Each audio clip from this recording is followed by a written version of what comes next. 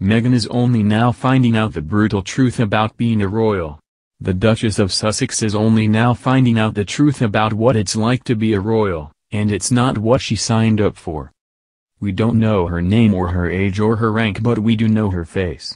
There she was shadowing the Duchess of Sussex on the beach in Australia during the Sussex's much ballyhooed Pacific tour. There she was speedily escorting Meghan out of a market in Fiji because of a security risk.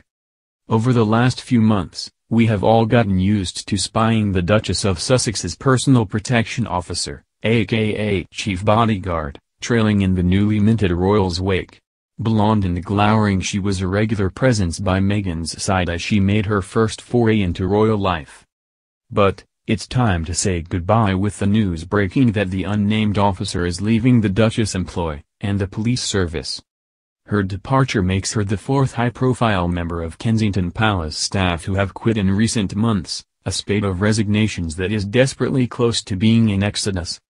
However, in among all the hand-wringing about Meghan's alleged taskmaster ways, 5 a.m. starts. Multiple emails a day. Heaven forbid, is a curious little morsel. The Sunday Times in the UK has reported that the former Suits star's hunger to be seen as one of the people made things very tricky for her protection detail and is the reason behind her bodyguard's resignation. Unlike someone who has grown up in the royal family and has been used to having close protection from an early age, it can be quite constraining, an unnamed Scotland Yard told the paper. Even though she was a famous actress, she could still do what she wanted in the way of getting around freely.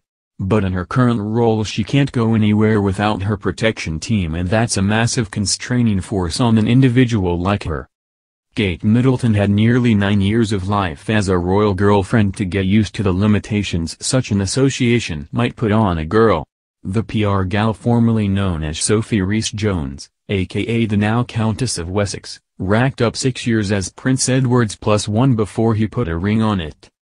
Meghan, by contrast, has had a very short introduction to Windsor life. It was only months after she said farewell to her TV career and she moved to London to live and not caught with Prince Harry before he popped the question mid a now iconic roast chicken dinner. Meghan has not had the years and years of being slowly introduced to the strictures and rigidity of being a Windsor wife to adapt as other royal brides have.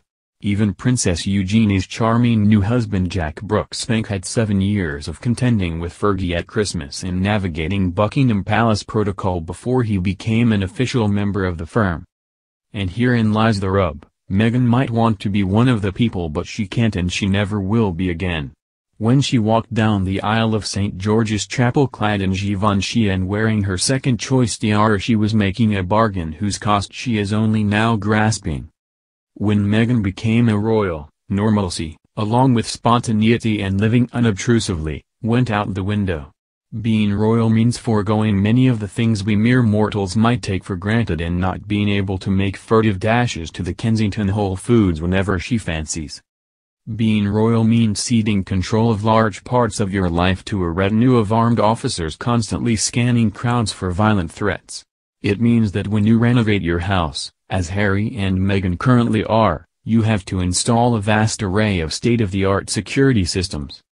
And while the royal family might have become a lot more relatable in recent years, largely thanks to Kate's beaming smile and penchant for Zara tops, they are absolutely not regular people, the reality of which seems to only now be sinking in for Meghan. You can't be a woman of the people and a putative princess. As another former royal so dramatically discovered, you can't have your cake and eat it too. The unfortunate truth about being a royal is that it comes at a high price, and Meghan has got to pay up.